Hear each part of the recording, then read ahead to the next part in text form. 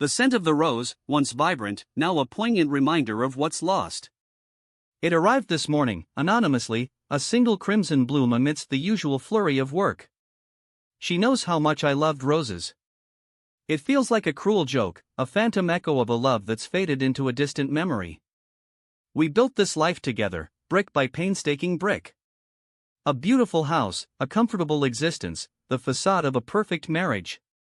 But beneath the surface, a quiet erosion had been taking place, a slow, insidious decay. I should have seen the cracks forming, the subtle shifts in her gaze, the carefully constructed silences. I was too busy chasing success, too absorbed in the demands of my career to notice the slow drift away. Now, surrounded by the trappings of achievement, all I feel is an aching emptiness. The rain mirrors the storm inside me, a relentless downpour of disbelief and betrayal. How could she? How could she unravel everything we've built so effortlessly, leaving me standing in the ruins? The rose wilts further, its petals beginning to brown, a visual representation of my own crumbling heart. This isn't just the end of a marriage, it's the end of a dream. The photograph slipped from her fingers, landing face up on the plush carpet. A fleeting moment of unguarded emotion crossed her face, a flicker of something I hadn't seen in years. It was a picture from her university days, a carefree summer spent with a friend. A friend who, judging by the way she held the image, held a deeper significance than I ever realized.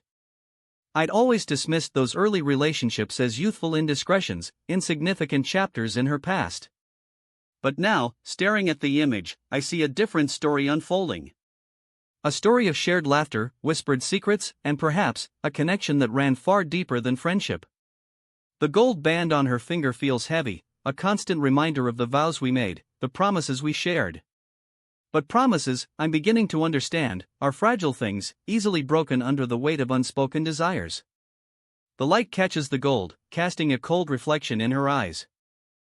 The city lights glittered outside her window, a dazzling display of anonymity. I was here, drowning in spreadsheets and deadlines, trying to build a future for us. But she was out there, bathed in the glow of the city, seemingly free from the constraints of our life. It wasn't a grand affair, no dramatic gestures or passionate declarations. It was a series of stolen moments, whispered conversations, and lingering glances. A slow, insidious erosion of trust, a gradual shifting of affections. I noticed the subtle changes, the way she'd avoid my touch, the way her eyes would drift away when I spoke. I dismissed them as stress, as fatigue. I was blind to the truth, too focused on my own world to see the cracks in our foundation. The split screen represents the chasm that's grown between us, a widening gap that no amount of effort can bridge. The restaurant was dimly lit, the air thick with the scent of expensive perfume and hushed conversations. She'd said she was meeting a colleague, a late dinner to discuss a project. But the way she avoided my gaze, the nervous tremor in her hand as she held her wineglass, it all felt wrong. A single drop of red wine clung to the rim, a tiny, crimson stain against the clear glass. It felt symbolic, a visual representation of the hidden truth she was trying to conceal. I wanted to ask questions, to confront her, but I hesitated. A part of me still clung to the hope that I was misinterpreting things, that my fears were unfounded. But the sight of that drop of wine, so small yet so significant, shattered the last vestiges of my denial. I walked for hours, the cold sand seeping through my shoes, the sound of the waves a relentless rhythm of sorrow. The vastness of the ocean mirrored the emptiness inside me. I felt like a ship lost at sea, adrift and without direction. The full moon, a silent witness to my pain, cast a silvery glow on the water, illuminating the waves as they crashed against the shore. Each crash felt like a blow, a reminder of the devastation that had been wrought upon my life. I replayed every moment, every conversation, every glance, searching for clues, for signs that I had missed. But there were no clues, only a growing sense of betrayal. The silence of the night was deafening, broken only by the mournful cry of the seagulls. I saw her across the room, laughing with him. The way their hands brushed as they reached for the same glass, the way their eyes met, lingering a moment too long. It was a simple gesture, an innocent touch, but it sent a jolt of pain through me. I wanted to reach out, to stop them, to demand an explanation. But I couldn't move, paralyzed by a mixture of shock and disbelief.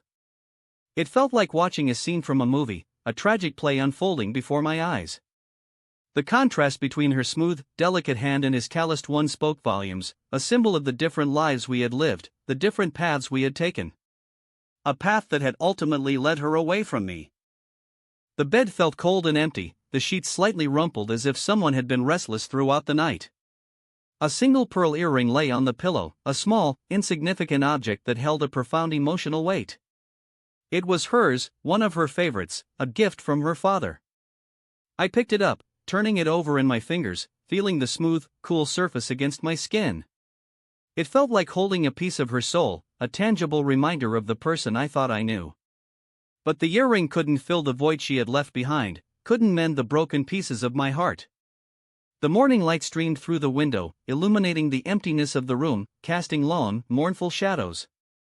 I stood in my study, surrounded by the books I loved, the objects I had collected over the years. But none of it mattered anymore. My eyes fell upon the framed wedding photo, a snapshot of a happier time, a time when our love felt boundless and eternal. In the photo, we were both smiling, radiating joy and optimism. It felt like a lifetime ago, a distant memory from a different reality. Now, the smile seemed forced, the joy artificial. The photo was a cruel reminder of what we had lost, of the dreams that had crumbled to dust. The shadows in the room seemed to deepen, mirroring the darkness that had enveloped my soul. She was packing a suitcase, her movements deliberate and precise. I didn't say anything, didn't try to stop her. What was there left to say? The silence in the room was heavy, punctuated only by the rustling of clothes. I couldn't bring myself to look at her, afraid of what I might see in her eyes. The suitcase was open, revealing a collection of clothes, carefully folded and arranged. It was as if she was preparing for a journey, a new beginning. But I knew that this wasn't a vacation. I stared at my reflection in the bathroom mirror, barely recognizing the man staring back. My face was haggard, my eyes shadowed with exhaustion. The lines around my mouth seemed deeper, etched by worry and despair. I ran a hand through my hair, feeling the weight of the world pressing down on me. The reflection was a stark reminder of the toll this betrayal had taken on me. I felt hollowed out, empty, as if something vital had been ripped away from my soul. The harsh bathroom light illuminated every imperfection, every flaw, amplifying my sense of defeat. I watched her walk away, a solitary figure silhouetted against the rising sun. The sky was a canvas of vibrant colors, a promise of a new day. But for me, there was no dawn, only darkness. She didn't look back, didn't offer a word of apology or explanation. She simply walked away, disappearing into the morning mist. The street was quiet, the air still cool and crisp. A sense of solitude washed over me, a feeling of being utterly alone. But amidst the sadness, there was a flicker of hope, a faint glimmer of possibility. Days turned into weeks, weeks into months. The coffee shop became my sanctuary, a place to escape the silence of my home. I'd sit for hours, staring into a cup of coffee, lost in my thoughts. The steam rising from the cup seemed to carry away my worries, my regrets. I observed the people around me, couples laughing, friends chatting, families sharing meals. It felt like watching a movie, a world that was both familiar and foreign. I longed for connection, for companionship, but the pain of betrayal kept me isolated, trapped in my own sorrow. I found myself drawn to a rose garden, a place of beauty and tranquility. The roses were in full bloom, their vibrant colors a stark contrast to the grayness of my world. I stood among them, inhaling their sweet fragrance, trying to find solace in their beauty. The roses seemed to symbolize hope, a reminder that even after the darkest of storms, life could bloom again. I picked a single rose, its petals soft and velvety against my skin. It was a small gesture, but it felt like a step forward, a sign that I was slowly healing. I looked at the photograph again, this time focusing not on the pain, but on the joy. I remembered the laughter, the shared moments, the simple pleasures of being together. It wasn't just a picture of a happy couple, it was a snapshot of a life well lived, a life filled with love and warmth.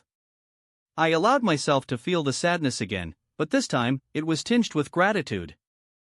I was grateful for the memories, for the love we had shared, even if it was no longer enough. I started hiking, seeking solace in the solitude of the mountains. The climb was arduous, but with each step, I felt a sense of liberation. The air was crisp and clean, the views breathtaking. Standing on the mountaintop, I felt a sense of perspective, a realization that my life was bigger than my pain. The vast landscape stretched out before me, a testament to the resilience of nature. I was just one small part of it, a tiny speck in the grand scheme of things. I began to sketch, letting my emotions flow onto the page. The rain outside mirrored the storm within me, but the act of creation was cathartic. I drew the cityscape, capturing the details of the buildings, the streets, the people. It was a way of processing my pain, of making sense of the chaos. The rain continued to fall, a steady rhythm that lulled me into a state of calm. I started meditating, seeking inner peace. It wasn't easy, my mind racing with thoughts and emotions. But I persisted, focusing on my breath, trying to quiet the noise. Slowly, gradually, a sense of calm began to settle over me. It wasn't a complete erasure of pain, but a softening, a lessening of its intensity. I realized that healing wasn't about forgetting, but about accepting. I walked along the beach at sunset, watching the colors bleed across the sky.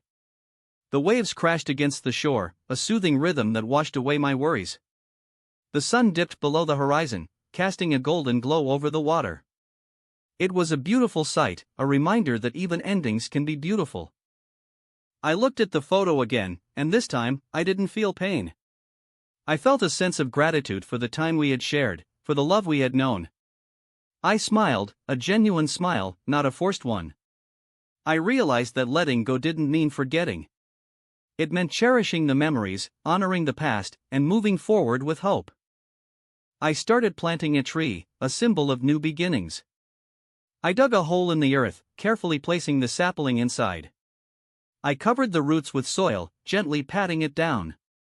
It was a small act, but it felt significant. I was creating something new, something hopeful, from the ashes of what had been. I sat on a bench in the park, reading a book. The words flowed effortlessly, transporting me to another world. I found solace in stories, in the adventures of others.